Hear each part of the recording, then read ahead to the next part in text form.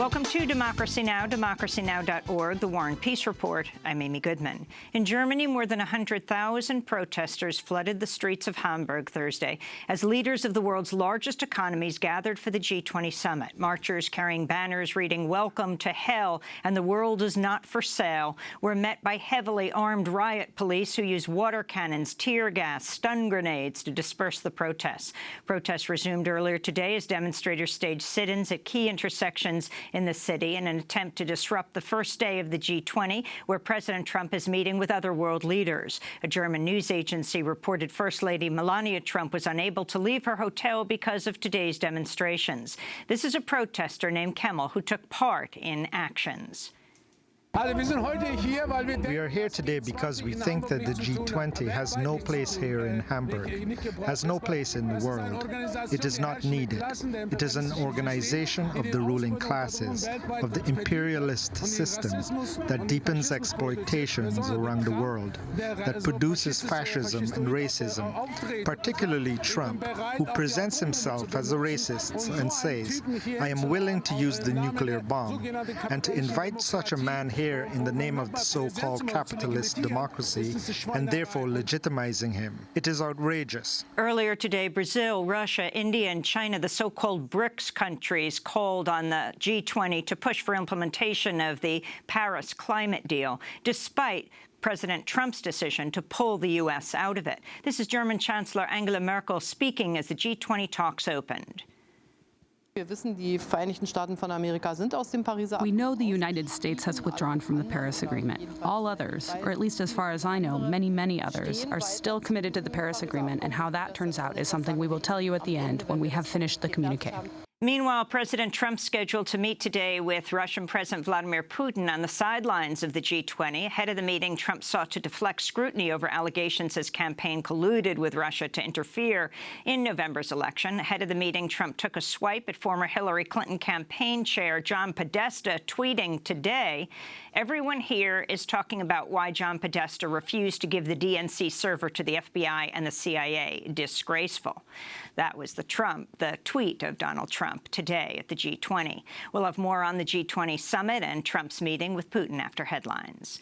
Just ahead of the G20 talks, Japan announced Thursday it'll forge a new trade agreement with the European Union. The deal will cover about a quarter of the world's economic activity, making it one of the largest trade agreements ever. It followed the collapse earlier this year of the sweeping Trans-Pacific Partnership, or TPP. In a statement, Greenpeace blasted the Japan-EU agreement, writing, "This trade deal and others like it smack of corporate protectionism at the expense of democracy and the environment."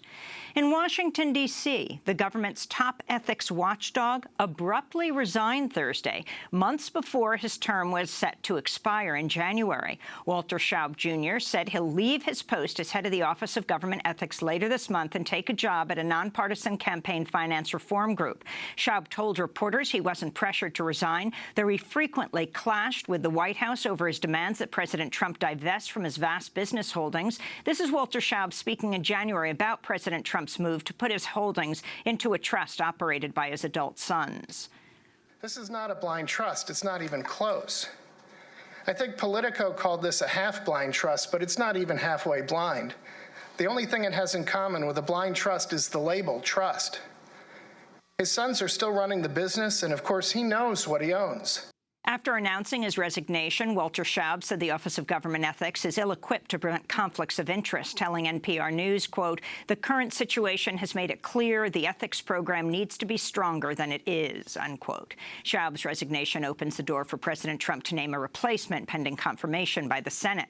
Schaub's departure comes on the heels of the resignation of top Justice Department official Hui Chen earlier this month. Chen's a former corporate compliance watchdog who wrote in a social media post, "On my mind were the numerous lawsuits pending against the President of the United States for everything from violations of the Constitution to conflict of interest. I wanted no more part in it," she said. Secretary of State Rex Tillerson could soon be called to testify about a separate email account he used for years to discuss global warming while he served as CEO of ExxonMobil. That's according to the Associated Press, which reports New York Attorney General Eric Schneiderman is prepared to question Tillerson as part of his probe into whether Exxon misled its investors about the impact of climate change. While at Exxon, Tillerson used the alias Wayne Tracker on a separate email account to discuss climate-related topics. Exxon officials have admitted most of the emails from the account have been permanently deleted, and that the company allowed months' worth of Tillerson's emails to be deleted even after New York Attorney General's office requested they be preserved. The Trump administration told a federal judge Thursday it plans to keep voter roll data it's requested from all 50 states on White House computers controlled by Vice President Mike Pence.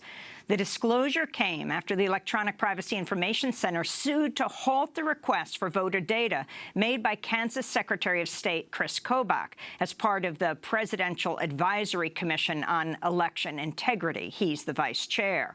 Kobach's request would gather the names, addresses, birth dates, Social Security numbers, party affiliations, felony conviction records of virtually all U.S. voters. Critics say the White House plans to use the data for large-scale voter suppression, and at least 44 states have said they will not fully comply with Kobach's request.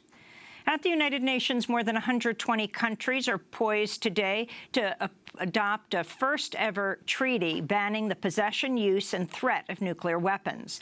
The landmark deal was negotiated without the participation of any of the world's 9 nuclear-armed states or their allies, with the exception of the Netherlands. The nuclear ban's based on humanitarian law, and its authors note that just 1% of the world's nuclear weapons are enough to devastate the natural world and could lead to humanity's extinction.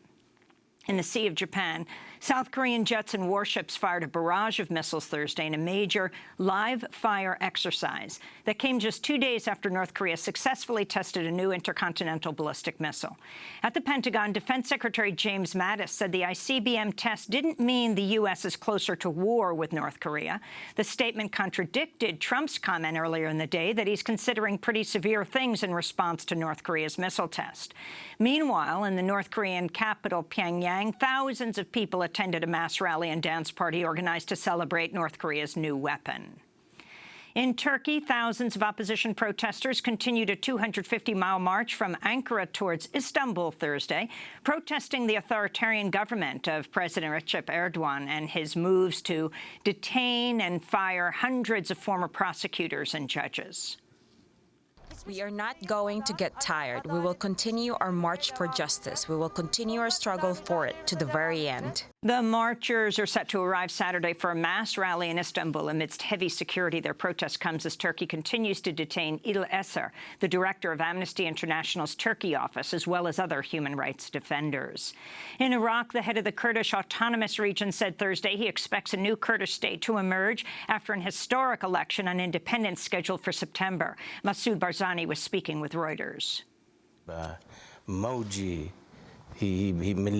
don't think anybody can stand against the big wave of the people of Kurdistan when they decide their destiny. Maybe there will be some attempts to foil it. We will try our best not to allow that to happen. The September 26 plebiscite could increase tensions in Turkey, Syria, and Iran, countries with sizable Kurdish populations who fear an independent Kurdish state. Meanwhile, in Mosul, Iraq, U.S.-backed Kurdish and Iraqi forces cornered the last of the city's ISIS fighters in a tiny stretch of Mosul on the banks of the Tigris River. An Iraqi commander said about 10,000 civilians remain trapped in the battle zone. Back in the United States, the Christian craft chain store Hobby Lobby has agreed to pay a $3 million fine and return thousands of artifacts looted from Iraq. Federal prosecutors say Hobby Lobby spent over $1.5 million in 2010 to purchase more than 5,000 Iraqi artifacts from a dealer based in the United Arab Emirates. The sales violated a ban on the sale of Iraqi cultural artifacts in place since 2004. Hobby Lobby's owners are conservative Christians who plan to open a museum of the Bible in Washington, D.C. this fall. In 2014, Hobby Lobby won a landmark decision at the Supreme Court, which ruled private companies that claim religious objections can refuse to provide birth control coverage to employees. In Virginia, prison officials ended the life of death row prisoner William Morva Thursday night with a lethal cocktail of 3 drugs after Governor Terry McAuliffe denied Morva's final appeal for clemency. The execution relied on the drug midazolam, which has repeatedly failed to make prisoners unconscious and other executions leading to painful deaths. This is reporter Drew Wilder, who witnessed the execution. He started gasping for air. His stomach came out and then contracted pretty dramatically. His stomach came in and out a handful of times, maybe 10 times. William Morva was pronounced dead at 9:15 p.m. local time. His death sentence came despite a doctor's finding that Morva suffered from a severe delusional disorder. In a statement, Amnesty International tweeted, quote, "The execution of William Morva, a man with a severe mental disability, is appalling. The death penalty should be ended once and for all," Amnesty said. In Illinois, lawmakers Thursday approved a new state budget ending a 2-year stalemate that saw Illinois fall $15 billion behind on its bills. The deal came as the State House voted to override a veto by the Republican Governor Bruce Rauner, who was increasingly isolated in his opposition to a state income tax hike. This is Governor Rauner speaking Wednesday. This is not just a slap in the face to Illinois taxpayers. This is a 2x4 smacked across the foreheads of the people of Illinois. This tax hike will solve none of our problems.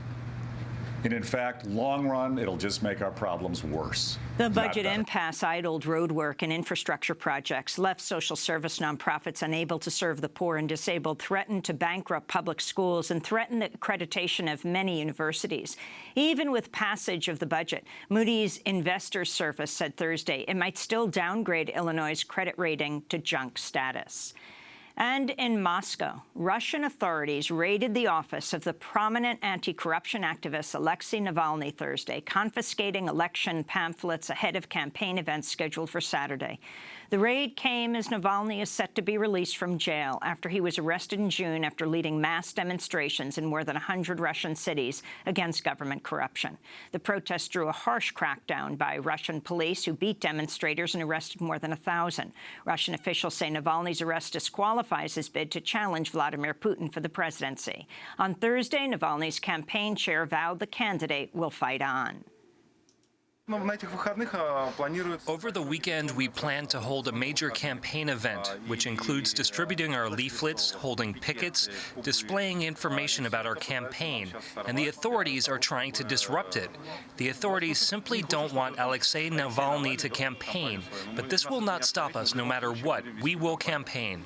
And those are some of the headlines. This is Democracy Now!, democracynow.org, The War and Peace Report. I'm Amy Goodman.